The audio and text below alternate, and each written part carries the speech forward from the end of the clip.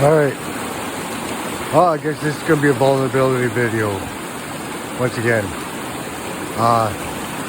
So it seems April 8th was told to me as a day that I had to make it to, probably somewhere around in January.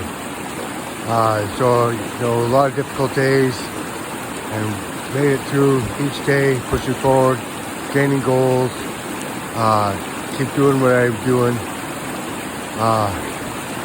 So one of the things that I was told along this way, that I had to share my story of my life and the miracles I've received, and the blessings I've received in life. And I haven't expanded on it very much, but there's been a lot. And, it was a case of, at some point felt maybe I was immortal, but in hindsight, it turns out that I may have just been really divinely protected. So now, in sharing my story, I go to the passport office, and I'm waiting patiently, and the passport office probably empties out 2 to 3 times, and people are feeling sorry for me, because it's like, oh, everybody else is getting called but me. When I finally get called, I go and I sit with the person in a wheelchair. And because of my nature and because of my path, I have a tendency of not being afraid to ask people these questions. So I asked him what happened. So he told me about when he was 14 years old, he had a motorcycle injury and he was paralyzed. And then, he told me about his family and how he used to have the ideal job, sort of thing, something that gave him huge satisfaction. But, he had to go back to, being a dad and being an adult, and the way that he provided for his children was amazing. Like, he was paying for them for hockey, which is in BC very expensive. And all the things that he was doing, and he was amazing me as a human that he was. And then I didn't want to say it. It was I just didn't want to tell him. Because I then told him about what happened to me when I was 15. And I guess I'll go into the story a little bit. In this one arena, they had very low boards. And there was just one player on this other hockey team that wasn't a great skater. But you could hit him and you could knock him down if he was skating. But if he was standing still, you just bounce off him. He was an immense young man. And so me and the other defenseman had a competition to see who we could put him over the boards. So I fed him the puck. He started on his breakaway. And he had to have pure joy in his heart at that moment. And then I led him into the boards. I crushed him. I stood up. And I sent him over the boards. And then I wiped my hands like, a job well done. Ego, I suppose. So the next game we played, I wasn't thinking much about it. And then as soon as I stepped on the ice, their teammates subbed out so he could step on the ice. And he came and he hit me.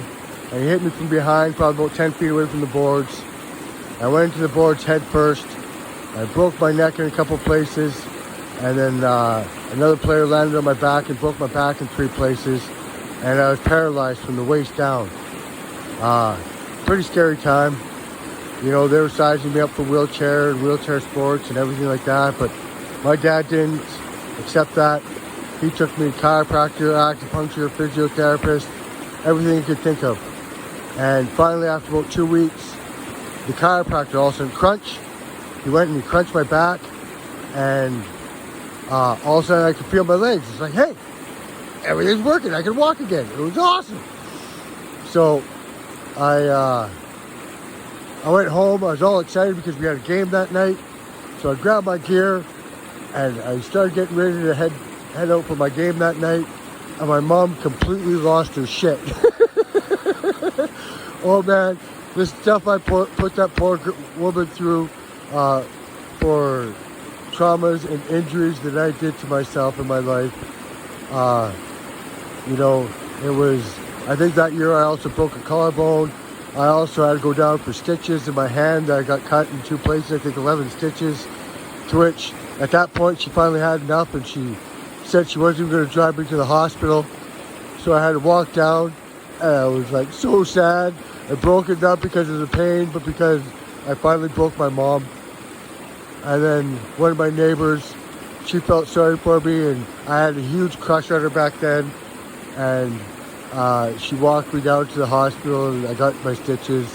And I didn't tell him about the collarbone or the stitches that year, but I guess I should get back to my story. So then he's sitting there, and I told him about that, and he goes, oh, and he's starting to go balding, and he's in his 30s, and here I am, 53 years old, and I got a lot of hair. And he's like, oh, yeah, you seem to have a lot of hair too, eh? And you got getting a passport, you're probably about to go traveling some places, aren't you? So, I was like, oh. It's like I knew that was the reaction that everybody has towards me telling my stories of all my blessings, of things that I never deserved. I mean, that young man needed vengeance for, what I did to him. And, and I took that away from him because I know he had a gentle spirit, and it was devastating to him, I'm sure. But I know that he's seen me afterwards playing hockey again, so he knew that I was okay. At least I'm hopeful that he did. I can't really remember a lot of those things. Been a lot of injuries since then now too. But I hope that he's feeling blessed. And so today I was watching a video from one of the YouTubers that I watch, and she said for the next 3 days, from April 8th to April 11th, that people are going to have the ability to heal people. Now, I don't think I'm special in this. I think it's something that everybody can do. So I hope that everybody can go out and try it. And she told me the blessing, and I shared it on YouTube, and on how to bless to get demons from people, and how to bless people for them to be healed. So in this, all I could think of was that man in the wheelchair. So I'm on my journey. I'm heading to town, and I'm going to try to connect with them and see if I can somehow pull this stunt off. And man, if somehow that this man got to be able to walk again and play again and be able to do those things again, I don't imagine that I could imagine any greater gift of God showing me that he's real, and he's here to help mankind.